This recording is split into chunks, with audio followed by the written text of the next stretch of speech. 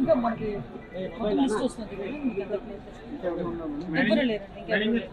దేవస్థానం అధికారులు నిర్లక్ష్యమే, ఎందుకంటే ఒకసారి అంతమంది భక్తులు వస్తారని తెలిసి సరైన ప్రికాషన్స్ తీసుకోలేదు. నేను ప్రికాషన్స్ విషయంలో ఒక 2 days బ్యాక్ 3 days బ్యాక్ అంటే ఈ క్యూ లైన్లు మొత్తం ఆ క్యూ లైన్లు అన్నీ మేము చెక్ చేసుకోవడం జరిగింది. ఇది అన్ఫార్చునేట్ థింగ్. అక్కడ గోడ ఉంది. ఆ గోడ పిల్లర్తో కట్టాడా, సిమెంట్తో కట్టాడా, బ్రిక్తో కట్టాడా అన్నది ఎవరు కూడా మేము చూసుకోవడానికి మాకు. కానీ విషయం ఏంటవుతుందంటే అక్కడ విపరీతంగా వర్షం పడింది. మీకు తెలుసు, మీరు ఆ టైంలో ఉన్నారు. నేను కూడా వర్షంలో తడుచుకుని దర్శనం చేసుకుని వచ్చాను. నేనే కాదు, పట్టు వస్త్రాలు సమర్పించడానికి వచ్చిన రెవెన్యూ మినిస్టర్ గారు కూడా వర్షంలో తడుచుకుని వెళ్ళారు. భారీ వర్షంలో తడుచుకుని వెళ్ళాము. ఈ వర్షం నేను దర్శనం చేసుకుని బయటకు వచ్చాను. ఇలా ఇన్ఫర్మేషన్ వచ్చింది గోడ కూలిందని. 1 or 2 ఇంజురీస్ అన్నారు. అయినప్పటికీ కూడా నేను వచ్చి చూస్తానని చెప్పి నేను పుట్అవుట్ని వచ్చాను. అప్పటి నుంచి ఇప్పటి వరకు మేము ఇక్కడే ఉండడం జరిగింది.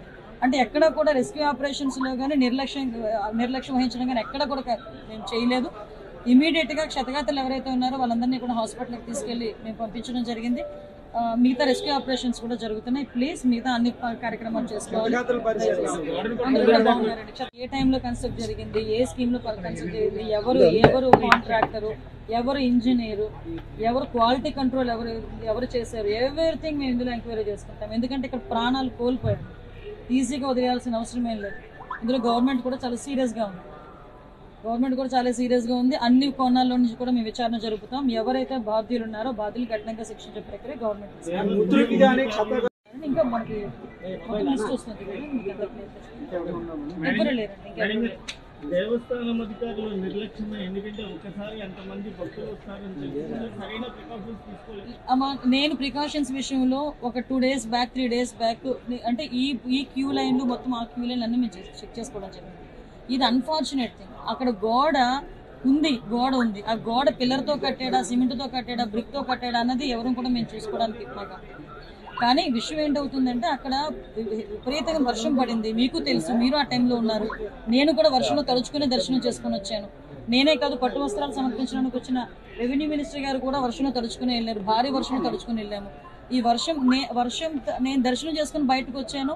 ఇలా ఇన్ఫర్మేషన్ వచ్చింది గోడ కూలిందని. 1 or 2 ఇంజురీస్ అన్నారు. అయినప్పటికీ కూడా నేను వచ్చి చూస్తానని చెప్పి నేను పుట్అవుట్ని వచ్చాను. అప్పటి నుంచి ఇప్పటి వరకు మేము ఇక్కడే ఉండడం జరిగింది. అంటే ఎక్కడ కూడా రెస్క్యూ ఆపరేషన్స్లో కానీ నిర్లక్ష్యం వహించడం కానీ ఎక్కడ కూడా మేము చేయలేదు. ఇమీడియట్గా క్షతగాతలు ఎవరైతే ఉన్నారో వాళ్ళందరినీ కూడా హాస్పిటల్కి తీసుకెళ్ళి మేము పంపించడం జరిగింది. మిగతా రెస్క్యూ ఆపరేషన్స్ కూడా జరుగుతున్నాయి. ప్లీజ్ మిగతా అన్ని కార్యక్రమాలు చేసుకోవాలి. అందరూ కూడా బాగున్నారండి. ఏ టైంలో కన్స్ట్రక్ట్ జరిగింది, ఏ స్కీమ్లో కన్స్ట్రక్ట్ జరిగింది, ఎవరు కాంట్రాక్టరు, ఎవరు ఇంజనీరు, ఎవరు క్వాలిటీ కంట్రోల్ ఎవరు చేశారు, ఎవ్రీథింగ్ మేము ఇందులో ఎంక్వైరీ చేసుకుంటాం. ఎందుకంటే ఇక్కడ ప్రాణాలు కోల్పోయారు. ఈజీగా వదిలేయాల్సిన అవసరం ఏం లేదు. ఇందులో గవర్నమెంట్ కూడా చాలా సీరియస్గా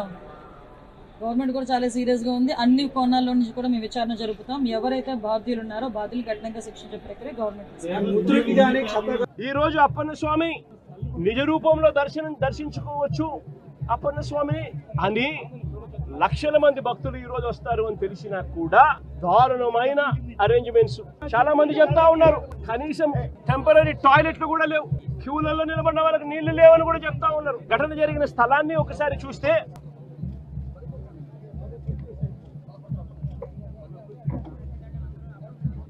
6 రోజుల కిందట గోడ కట్టడం మొదలుపెట్టారు.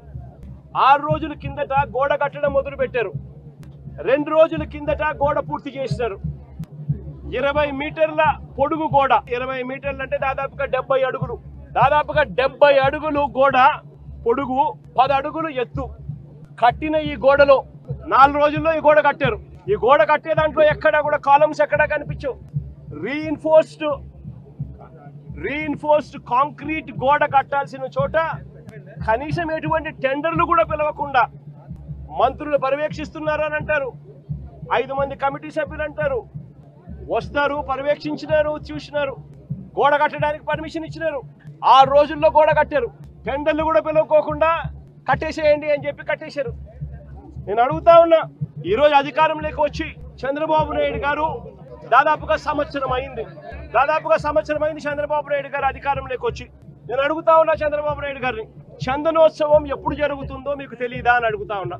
మరి చందనోత్సవం పలానా రోజు జరుగుతుంది అని చెప్పి తెలిసినప్పుడు ఈ గోడ కట్టించే కార్యక్రమం ముందే ఎందుకు మొదలు పెట్టలేదు అని అడుగుతా ఉన్నా. ఈ గోడ కట్టించే కార్యక్రమం ముందే ఎందుకు చేయలేదు అని అడుగుతా ఉన్నా. ఇదే పెద్ద మంచి చంద్రబాబు నాయుడు గారిని, ఇదే చంద్రబాబు నాయుడు గారిని అడుగుతా ఉన్నా. ఈ గోడ నిర్మాణం కేవలం 6 రోజుల కిందట మొదలై 2 రోజుల కిందట పూర్తి చేశారు. దీని అర్థం ప్రభుత్వం ఎటువంటి ముందస్తు ఏర్పాట్లు సీరియస్ గా తీసుకోలేదు అని చెప్పి నిదర్శనం కాదా అని అడుగుతా ఉన్నా. చివరికి ఈ వర్క్ కనీసం టెండర్లు కూడా పిలవకోకుండా ఇష్టం వచ్చిన వాళ్ళకు వర్క్ ఇచ్చేసి ఇష్టం వచ్చిన పద్ధతిలో కట్టించే కార్యక్రమం చేయడం ధర్మమేనా అని అడుగుతా ఉన్నా.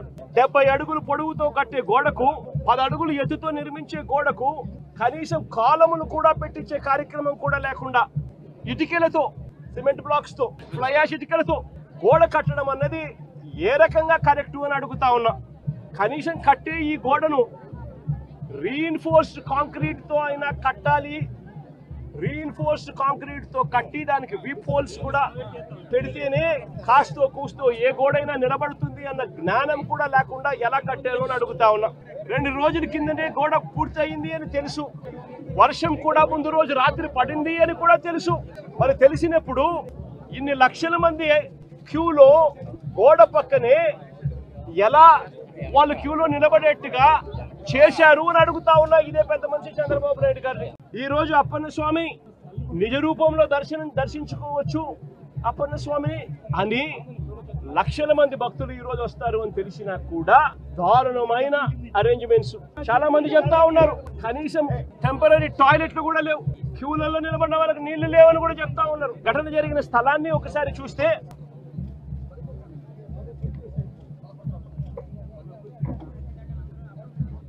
6 రోజుల కిందట గోడ కట్టడం మొదలు పెట్టారు. 6 రోజుల కిందట గోడ కట్టడం మొదలు పెట్టారు. 2 రోజుల కిందట గోడ పూర్తి చేశారు. 20 మీటర్ల పొడుగు గోడ, 20 మీటర్లు అంటే దాదాపుగా 70 అడుగులు, దాదాపుగా 70 అడుగులు గోడ పొడుగు, 10 అడుగులు ఎత్తు కట్టిన ఈ గోడలో 4 రోజుల్లో ఈ గోడ కట్టారు. ఈ గోడ కట్టే దాంట్లో ఎక్కడా కూడా కాలమ్స్ ఎక్కడా కనిపించవు. రీఇన్ఫోర్స్డ్ కాంక్రీట్ గోడ కట్టాల్సిన చోట కనీసం ఎటువంటి టెండర్లు కూడా పిలవకుండా మంత్రులు పర్యవేక్షిస్తున్నారు అని అంటారు. 5 మంది కమిటీ సభ్యులు అంటారు, వస్తారు, పర్యవేక్షించినారు, చూసినారు, గోడ కట్టడానికి పర్మిషన్ ఇచ్చినారు. 6 రోజుల్లో గోడ కట్టారు. టెండర్లు కూడా పిలవకోకుండా కట్టేసేయండి అని చెప్పి కట్టేశారు. నేను అడుగుతా ఉన్నా, ఈరోజు అధికారంలోకి వచ్చి చంద్రబాబు నాయుడు గారు దాదాపుగా సంవత్సరం అయింది చంద్రబాబు నాయుడు గారు అధికారంలోకి వచ్చి. నేను అడుగుతా ఉన్నా చంద్రబాబు నాయుడు గారిని, చందనోత్సవం ఎప్పుడు జరుగుతుందో మీకు తెలియదా అని అడుగుతా ఉన్నా.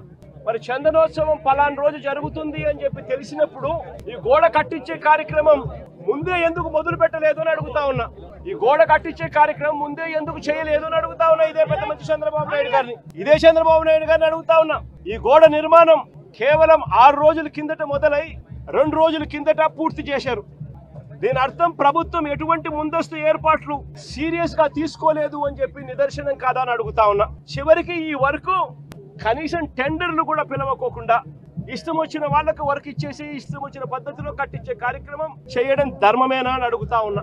70 అడుగులు పొడవుతో కట్టే గోడకు 10 అడుగులు ఎత్తుతో నిర్మించే గోడకు కనీసం కాలములు కూడా పెట్టించే కార్యక్రమం కూడా లేకుండా ఇటుకలతో, సిమెంట్ బ్లాక్స్ తో, ఫ్లై యాష్ ఇటుకలతో గోడ కట్టడం అన్నది ఏ రకంగా కరెక్ట్ అని అడుగుతా ఉన్నా. కనీసం కట్టే ఈ గోడను రీఇన్ఫోర్స్డ్ కాంక్రీట్ తో అయినా కట్టాలి.